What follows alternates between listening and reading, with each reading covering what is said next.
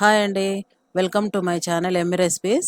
ఈరోజు నేను నాటి కోడి కూర చేస్తున్నానండి. చాలా టేస్ట్ ఉంటుంది.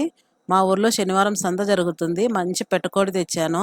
ప్రాణంతో 2 కేజీలు ఉండేది. అంతా క్లీన్ చేపించాక నాకు 1.5 కేజీ పడిందండి. గుడ్లు పెట్టే కోడి టేస్ట్ బాగుంటుందని దీన్ని తీసుకున్నాను.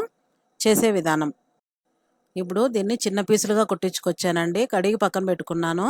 అలాగే మసాలాకు తయారీ: 2 స్పూన్లు అల్లం వెల్లుల్లి పేస్టు, కొంచెం కొత్తిమీర. నేను ధనియాల పొడి ఎక్కువ వాడను కాబట్టి కొత్తిమీర ఎక్కువ వేసుకుంటానండి ప్రతి దాంట్లోకి. అలాగే ఒక ఎర్రగడ్డ కట్ చేసి ఇది మసాలా వేసుకుందాము. నేను చూపిస్తున్న కొబ్బరి పొడి కొట్టి పక్కన పెట్టుకుందాం. లాస్ట్లో వేసుకోవాలి, ఇప్పుడు కలుపుకోకూడదు.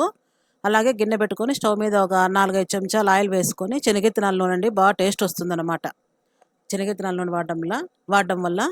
ఇప్పుడు కట్ చేసుకున్న ఎర్రగడ్డ, పచ్చిమిరపకాయ అన్నీ వేసుకొని మరీ ఎర్రగా వేయించుకోకుండా పింక్ కలర్ వచ్చేదాకా మగ్గించుకొని, అలాగే మసాలా కొట్టి పెట్టుకున్నాం కదా అది వేసుకొని, అది బాగా పచ్చివాసన పోయేదాకా వేయించుకొని, కడిగి పెట్టుకున్న చికెన్ ముక్కలన్నీ వేసుకొని బాగా కలుపుకోవాలండి. ఇది చూడడానికి ఎమకలు ఉంటాయి కానీ దీని షేర్వాని బాగుంటుందండి టేస్ట్. వైట్ రైస్లోకి ఇంకా బాగుంటుంది. అలాగే తగినంత సాల్ట్, కొంచెం పసుపు వేసి కలిపెడుతున్నాను అంతా కలిసేలాగా.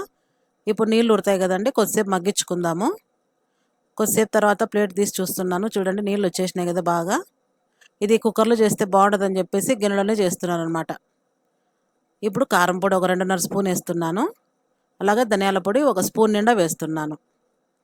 ఇది కూడా బాగా వేసాక కలిపెట్టుకొనేసి మరి మూసిపెట్టుకోవాలి. దీంట్లోకి పెరుగు, టమోటా ఇలాంటివి ఏమి వేయడం లేదండి.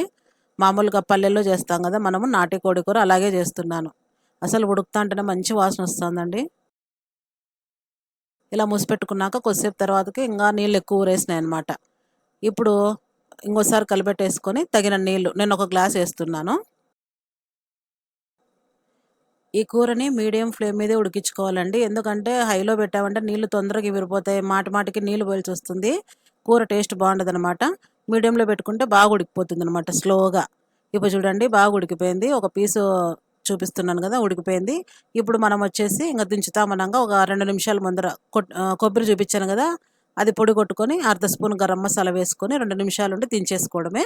ఇంకా సర్వ్ చేసుకోవడమే కొత్తిమీర పైన వేసుకొని. అంతేనండి, చాలా టేస్ట్ ఉంటుంది ఇది. మీకు నచ్చుతుంది అనుకుంటున్నాను. Thanks for watching.